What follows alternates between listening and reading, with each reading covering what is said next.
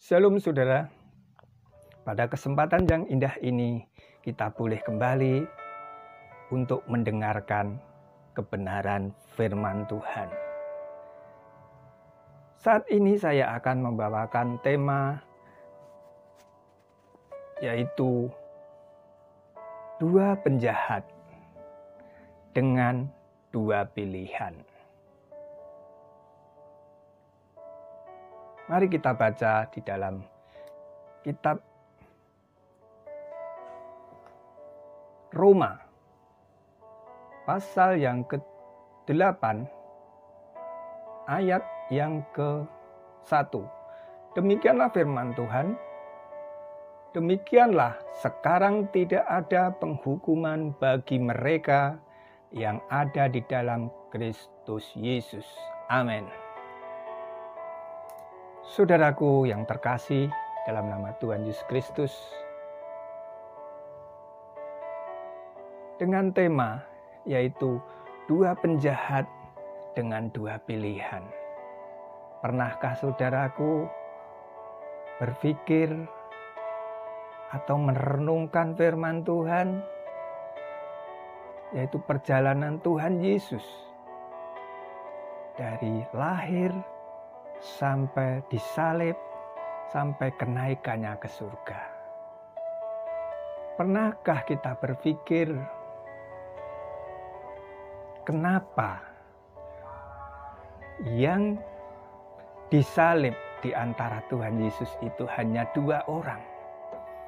Pernahkah saudara berpikir begitu? Kok hanya dua orang? Kok tidak 3 orang ya? Kok enggak 5 orang ya? Atau 10 orang ya? Para penjahat-penjahat yang lain. Apakah yang mungkin penjahat yang sangat luar biasa kejahatannya hanya 2 orang yang bersama Tuhan Yesus? Pernahkah saudaraku berpikir seperti itu? Saudaraku, ini juga bukan kebetulan belaka. Kenapa Tuhan Yesus ditempatkan pada waktu disalib? Itu ada di tengah-tengah mereka. Kok bukan di pinggir? Saudara tidak pernah berpikir sampai segitu kan? Mari kita renungkan firman Tuhan pada kesempatan yang indah ini. Saudaraku, dua penjahat ini menggambarkan yaitu kejahatan-kejahatan manusia. Kejahatan-kejahatan kita. Yesus ada di tengah. Yesus adalah tempat pilihan, tujuan bagi orang berdosa, seorang penjahat. Kita orang-orang berdosa dimasukkan, termasuk gulungan-gulungan orang penjahat, saudaraku. Kalau kita ingat bahwa dua penjahat ini menggambarkan keberdosaan kita yang memerlukan yang di tengah, yaitu Tuhan Yesus sebagai pilihan, sebagai juru selamat di dalam kehidupannya. Saudara, kalau kita mengikuti, mungkin semua kita sebagai pengikut Tuhan Yesus Kristus sudah tahu cerita ini.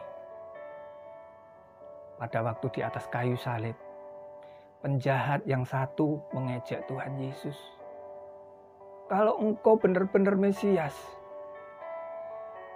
selamatkanlah dirimu, juga selamatkanlah aku. Mungkin di dalam Alkitab, di dalam kitab Injil ini, itu hanya sebagian yang dikatakan. Mungkin cacian makian. Makian-makian apa lagi? Pasti masih banyak, saudaraku. Pasti masih banyak, saudaraku. Tetapi yang sebelahnya, dia menyadari keberdosaan mereka. Mereka menyadari kesalahan mereka. Kalau kita baca di dalam Lukas 23, ayat yang ke-42, sampai 43, saudaraku. Di situ penjahat yang di sebelahnya, dia mengatakan, kita layak untuk dihukum. Tetapi orang ini, dia orang baik. Dia menyadari bahwa Yesus adalah orang yang baik. Saat itu juga dia menyadari keberdosaannya. Dia mengatakan, Yesus, ingatlah akan aku kalau engkau datang sebagai Raja.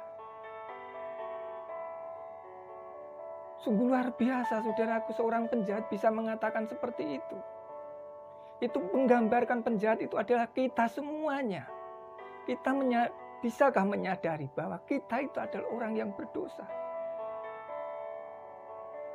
Bisakah kita menyadari, bisa seperti orang penjahat ini, yang satunya ini? Kita layak untuk dihukum, kita orang berdosa. Tetapi di dalam keberdosaannya, dia tidak menyerah. Dia tahu bahwa ini orang baik, yang di tengah ini, Yesus ini orang baik. Makanya pada waktu itu dia mengatakan, Yesus, ingatlah aku kalau engkau datang sebagai Raja. Mari saat ini kita introspeksi diri kita. Hadirkan Tuhan di dalam hidup kita, di dalam hati kita, di dalam tingkah laku kita. Hadirkan Tuhan Yesus untuk menyelamatkan kehidupan kita. Saudaraku, apa yang terjadi sungguh luar biasa, dahsyat, saudara. Pada waktu itu Tuhan Yesus mengatakan apa? Hari ini juga, saat ini juga, engkau akan bersama-sama dengan aku di Firdaus. Sungguh luar biasa, saudaraku. Mungkin ada suatu pertentangan, saudara, di dalam kehidupan orang Kristen sendiri. Kok enak amat sih, penjahat ini kok langsung masuk surga, masuk Firdaus. Saudaraku, kita kembali ke firman Tuhan. Kita tidak boleh melangkahi kedaulatan Tuhan. Kalau kita mau mengakui dosa kita, kesalahan kita, pada saat ini Tuhan membuka pintu, membuka tangan mereka. Tuhan membuka tangannya untuk menerima kita kembali. Saudara, mari kita renungkan firman Tuhan pada saat ini. Kalau kita di saat ini mengalami suatu kegagalan, mengalami suatu keterpurukan di dalam kehidupan kerohanian kita, jangan mengatakan, oh hidupku selama ini sia-sia Tuhan, aku sudah orang yang tidak layak. Maka banyak orang yang undur, sudah malas untuk pergi ke gereja, untuk memuji Tuhan, berdoa. Jangan seperti itu, saudaraku. Apakah kita akan menghabiskan kekekalan dengan menuai buah dari semua pilihan buruk yang dibuat kita selama ini? Tidak, saudaraku. Harus kita sebagai anak-anak Tuhan, sebaliknya kita menikmati buah satu-satunya pilihan yang baik yang dibuat kita.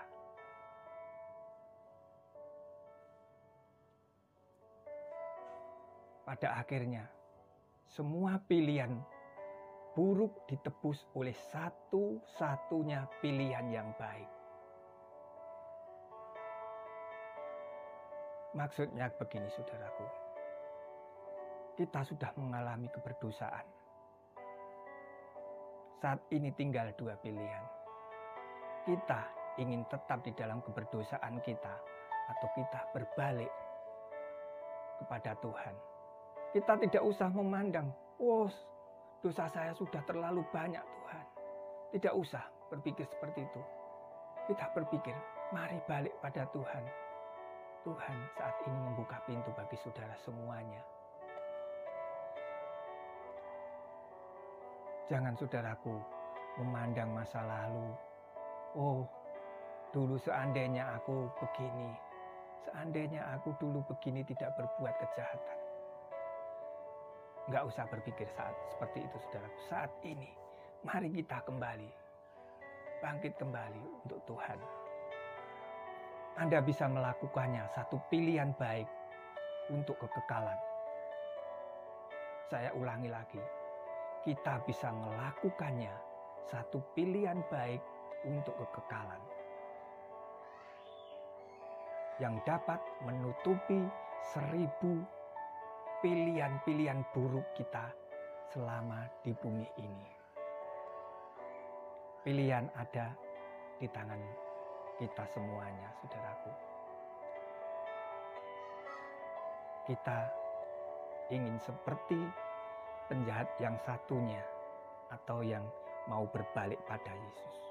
Yang satunya tetap meratapi kesalahannya. Dia mengutuk orang yang benar, yaitu Tuhan Yesus. Dia mengumpat-umpat. Tetapi yang satu, dia merasa bahwa memang layak untuk menerima hukuman. Tetapi dia tidak hanya pasrah pada hukuman kekekalan, tetapi dia bangkit bahwa dia tahu bahwa yang di tengah-tengah itu adalah Juru Selamat, Mesias. Puji nama Tuhan, saudaraku. Kesempatan yang indah ini, mari kita berbalik kembali pada Tuhan. Renungan firman Tuhan malam ini, di mana dikatakan, 2 penjahat dengan 2 pilihan. 2 penjahat adalah kita semuanya. 2 pilihan ada di tangan kita. Masih pengen tetap di dalam dosa atau kita berbalik pada Tuhan.